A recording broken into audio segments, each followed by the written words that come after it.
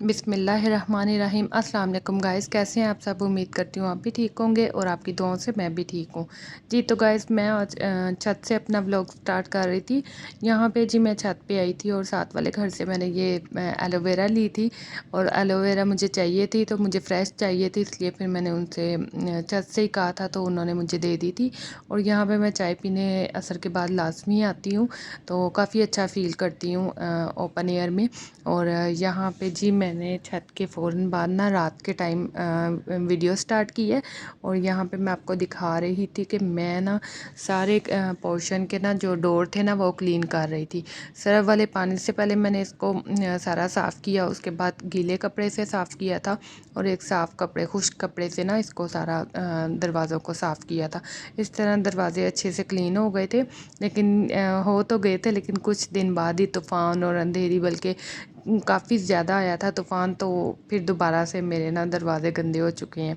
खैर कुछ तो बच गए अंदर जो उनसे थे, लेकिन बाहर वाले फिर गंदे, बल्कि इसके अलावा भी बहुत गंद पड़ गया था। अंधेरी इतनी तेज़ थी, तूफ़ान इतना तेज़ था कि बस सारा घर गंदा हो गया था। क्लीन किया है लेकिन फिर भी ना जो काफ़ी पहले मैंने सफाई की थी, वैसे दोबारा नहीं हो सकी, इसलिए फिर मैं खैर वो तो साथ साथ चलती रहेंगी सफाइयाँ। यहाँ पे मैं आपको दिखा रही हूँ, यहाँ पे मैं दरवाजे को ना सर्फ वाले पानी से धो रही थी। और इसके अलावा आप बताएं आप मेरी वीडियो को एंजॉय कर रहे हैं या नहीं। प्लीज़ लाइक ज़रूर किया करें, कमेंट्स भी किया करें।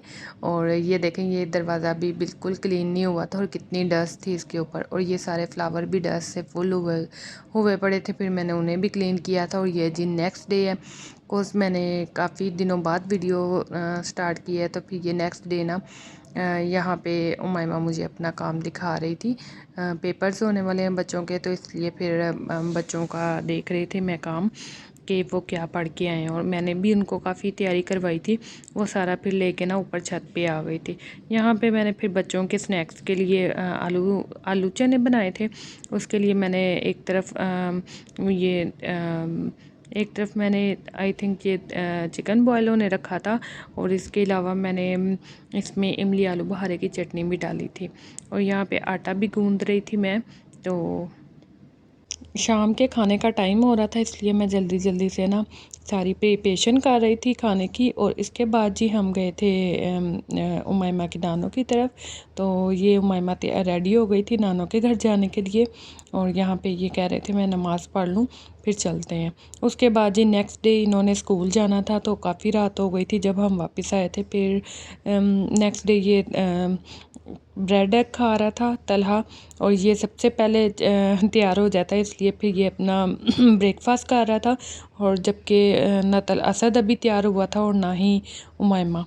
और इसके बाद जी फिर शाम के टाइम पूरा दिन लाइट नहीं आई थी उसके बाद, बल्कि ये मैं दिखा रही थी आपको, यहाँ पे ना रोड कंस्ट्रक्शन में है, तो वो बन रहे हैं कोई रोड बाहर, तो वो सारी ट्रैफिक ना हमारी गली से गुज़रती है।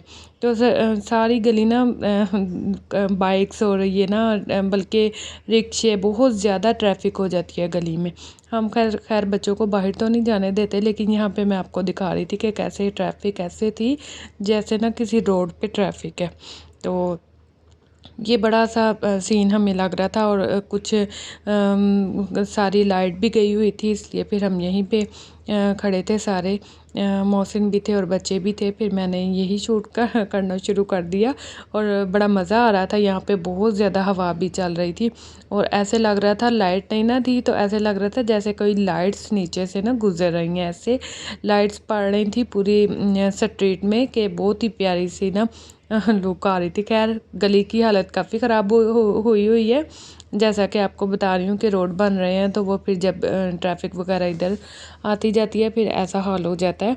कुछ रोड भी ये वाला भी ज़रा बनने वाला है या क्लीन होने वाला है, और इसलिए और आप प्लीज़ मेरी वीडियो को लाइक करें, शेयर करें, और ज़्यादा से ज़्यादा सब्सक्राइब करें और शेयर करें इसको ज़्यादा से ज़्यादा, और कमेंट्स भी बहुत ज़्यादा किया। और मैं यहाँ पे आपको बताऊँ, आजकल लाइट इतना तंग कर रही है, सुबह से शाम तक हमारी कंस्ट्रक्शन की वजह से जा रही हैं लाइट्स, और बहुत ज़्यादा जाती हैं। वीक में 2 टाइम्स तो ऐसे होता है कि सुबह से शाम तक के लिए जाती है या दोपहर तक के लिए जाती है। उसके अलावा भी 1 होर के लिए जाती है, तो फिर बड़ा मुश्किल हो जाता है। ऐसे ही गैस को भी हमें पकड़ना पड़ता है, जब गैस आती है फिर हम खाना बनाते हैं। और यहाँ जी मैंने वीकली जो ग्रोसरी करनी होती है वेजिटेबल्स की, वो मोहसिन खुद ही लेके आए थे सारा कुछ, तो वो मैं समेट रही थी। और ये ना वीकली सब्जियां भी आ जाए ना घर में तो काफ़ी इजी रहता है, कोस फिर हम बना के मैं सारा कुछ रख लेती हूँ, बल्कि फ़्राई भी कर लेती हूँ।